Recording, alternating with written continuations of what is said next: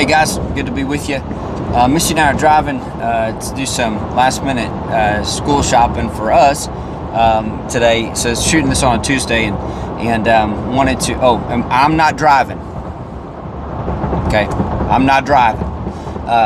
Anyway, wanted to just kind of highlight a couple of things from Sunday as far as Jesus's approach to conflict and how he was unafraid to go back into the situation that he had just come from, even though he knew that the scribes and the Pharisees are kind of up in the ante, so to speak. They're getting a little more agitated, And as the book of Mark goes on, we're going to continue to see that the way that Jesus lives, the things that he says, the things that he is about, they just rub the Pharisees the wrong way. And we all understand that. Like, we understand what it's like to live in such a way that sometimes conflicts rise up. Now, I think that it's important to have some conversation around when do you stand up for something and when do you not. So I personally kind of wrestle between those two things. When is it time to stand for right, so to speak, and when is it time for me to just be quiet and not say anything?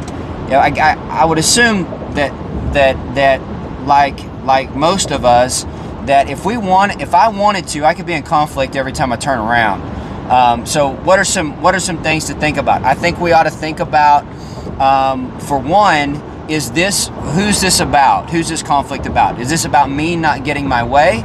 Or is this about some sort of greater good that's not happening? Or to say it another way, is there behavior somewhere that's happening that is keeping people from experiencing the goodness of God?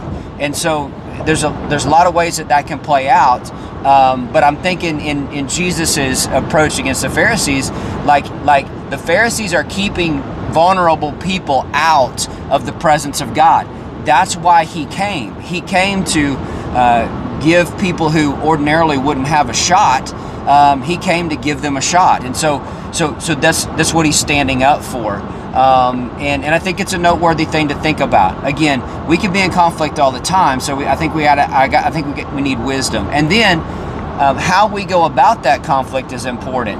And so there's a phrase that we say a lot when we're talking about conflict, and it's a scripture. Actually, it's speaking the truth in love.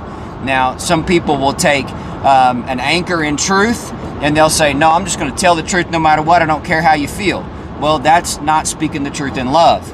At the same time, it's not always, so sometimes we'll err on the other side and we'll say, well, I'm going to be loving, so therefore I can't say the truth. And that's not what we're talking about either. And again, Jesus is the best example of this. We beheld the only begotten of the Father, full of grace and truth. And so there is a way to be confrontational at times, in love, to stand up for the right thing. And again, you can err on both sides of that coin. So your leaders have some questions that you guys are going to wrestle with. And again, I think this is noteworthy for the church for us to wrestle over.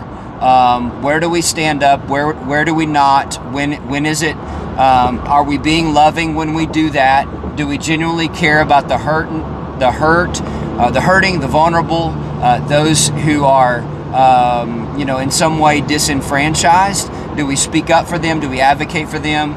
Or is a lot of our conflict based out of our own selfish desire and want? And so wrestle with it tonight. Love you, and look forward to seeing you on Sunday. God bless.